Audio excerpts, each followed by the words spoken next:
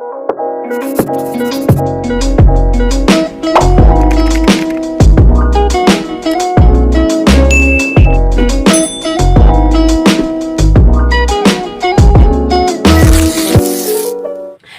everyone! Welcome to my vlog! I am Lyra A. Golgat, a third-year student taking up the Bachelor of Secondary Education major in English. The purpose of this vlog is to share my knowledge about literature. But before anything else, if you are new to this channel, you can subscribe by clicking the button below so that you will be updated for the upcoming educational videos that I am going to upload. And also, you can like our Facebook page so that you can follow me if ever there are topics that we are going to talk about. Alright? So now, this time, we are going to discuss about introduction of emergent literature. However, there are different genres of emergent literature, but I only focused on two genres only. These are creative nonfiction and science fiction. And this time we are going also to discuss their sample literary pieces. Now let's start with the creative nonfiction. Now, what is creative nonfiction? Well, creative nonfiction is true stories to be told. In other words, creative nonfiction is a mixed flavor of ideas and techniques. Moreover, it can be essay, a journal article, a research paper, and a memoir that will be based on a true story event. On the other hand, creative refers to the use of literary artifact, while nonfiction is the techniques writers use to tell stories about real people and event. So that is the definition, or that is all about what is all about creative nonfiction. So moving on to the sample literary piece from the creative nonfiction. And one of the best example of literary piece from creative nonfiction is the novel entitled Silent Spring, written by Rachel Carson. Silent Spring was a famous nonfiction book written by Rachel Carson. The book was published on September 27, 1962. Rachel Louise Carson is an American marine biologist, author, and conservationist. She was born on May 27, 1907 and died on April 14, 1964. Rachel was awarded in the National Book Award for Nonfiction. Alternatively, the inspiration of Rachel Carson why she wrote this kind of story or true story entitled Silent Spring for the reason that she saw and observed the loss of bird life after the pesticides spraying. So that was the reason why she wrote this kind of non-fiction book entitled The Silent Spring. Silent Spring is set mainly in the United States, and the time period covered in the book is generally in the present time of writing, which is in the year 1962. Moreover, the major characters of the novel are the chemical companies who are responsible to take the research and production for the chemical poisons. Next, we have the entomologist scientists who study the insects. Next, we have the U.S. government officials. And the last is the conversionist who attempt to study the natural processes of the earth.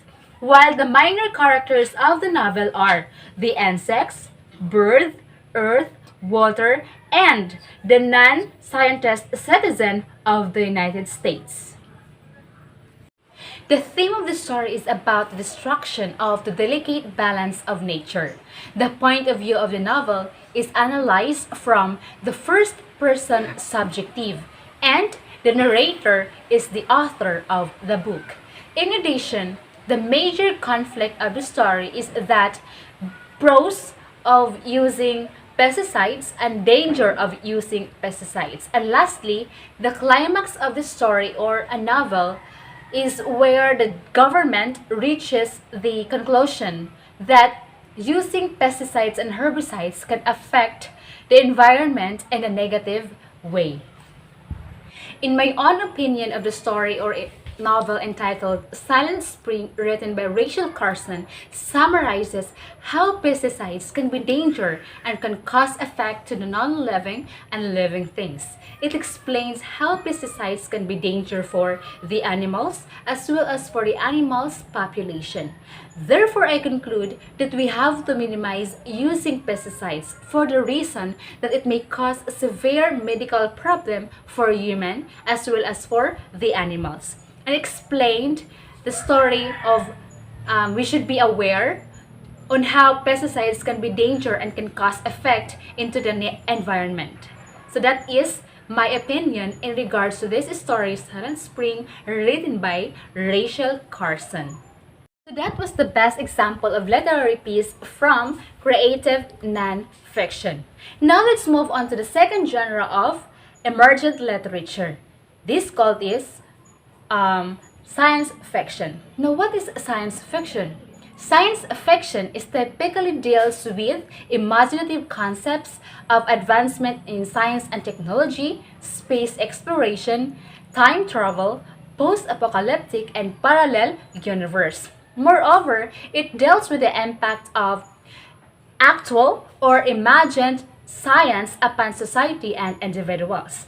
In addition, science fiction is one of the most creative genres in literature for the reason that sci-fi novels take the readers into the adventure far from galaxies to underworld, water, and everywhere in between.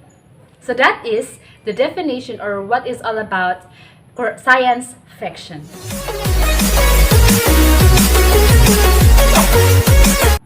R. Colson Chipped Whitehead, also known as Colson Whitehead, is an American novelist who wrote the famous science fiction entitled Zone 1. Whitehead was born on November 6, 1969. His genre is fiction, which commonly famous in science fiction. Moreover, Whitehead was awarded the National Book for Fiction in 2016 and Pulitzer in 2017 and 2020. On the other hand, Whitehead was inspired to write this kind of story entitled Zone 1 for the reason that he loves to write apocalyptic genre. That is the reason why he wrote this kind of story, because he loves to write apocalyptic genre. And also, the effects of realism makes him more inspired to write this kind of story. So that is how Whitehead is really inspired to write the Zone 1 novel. Alternatively, the setting of Zone 1 novel is segregated in a small area of Lower Manhattan, specifically in Chinatown. On the other hand, the characters of the novel are Mark Spitz. Mark Spitz is the main character of the story. Next, we have Gary. Gary is a former mechanic after the plague-affected world. Next, we have Caitlin. Caitlin is the only female member of Omega Team. Next, we have Mim. Mim is a woman that Mark had relationship in the past. Next, we have Fabio. Fabio is the name of the soldier who took Mark when he first arrived in Fort Wonton. Next, we have Kyle.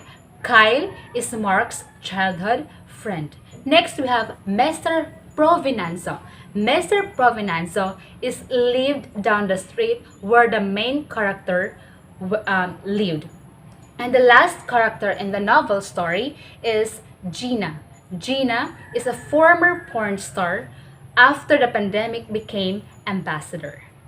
Now, the theme of the story are focused on order, authority, and institutional security. Now, the point of view of the novel is told from a perspective, a third-person objective. In addition, the tone and mood of the story or the novel is a desperate one, highlighting even more the gravity of the situation. On the other hand, the major conflict of the novel is between the normal way of life of people supposed to have, and the mayhem caused by infected people. And lastly, the climax of the novel reaches when the two groups tasked with killing by infected people.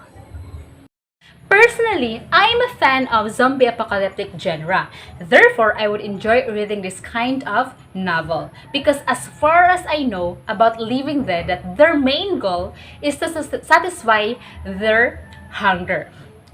I like the way they act in the novel because I can feel and imagine how intense when they are going to attack the normal people.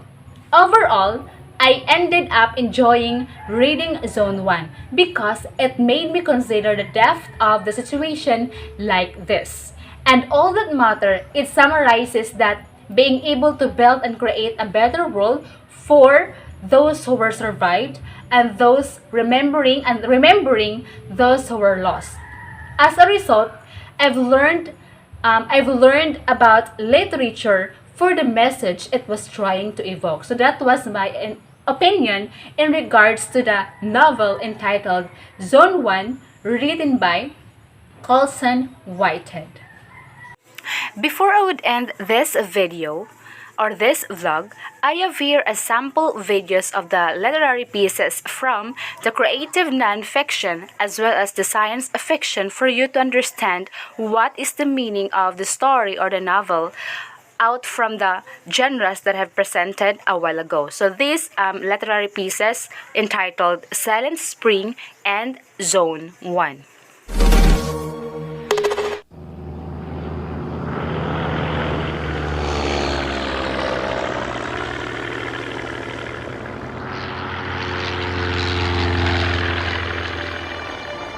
Pesticides had become a way of life in post-war America, and by 1955 the country was being treated with more than 600 million pounds a year. But in 1962, the chemical industry, the government, and agribusiness were accused of poisoning the environment in a book called Silent Spring, written by Rachel Carson. Can anyone believe it is possible to lay down such a barrage of poisons on the surface of the earth without making it unfit for all life? They should not be called insecticides, but biocides. Rachel Carson painted a nightmare vision of the future. Silent Spring polarized the nation, and the ensuing controversy changed the course of history. A great book has a flow to it, and it changes people's minds, it changes their outlook, and it has a long reach. Rachel Carson's Silent Spring is still affecting our thinking and our policy making today. The essence of Rachel's message was that we had to come to terms with nature and work with it and not against it. In a complex modern society, of course, that was a very radical concept, but in the sense of a change in our thought, I think she was revolutionary.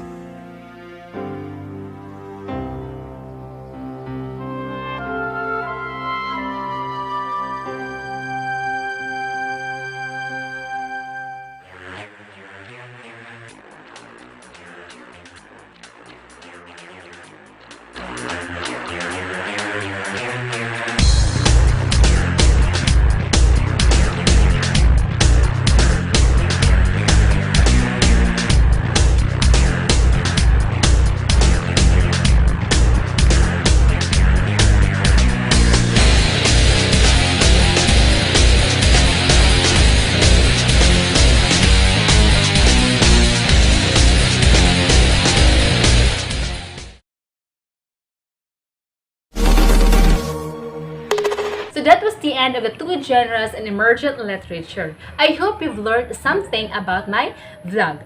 Thank you guys for watching and listening, and don't forget to subscribe my YouTube channel. And see you for our next educational videos. Goodbye!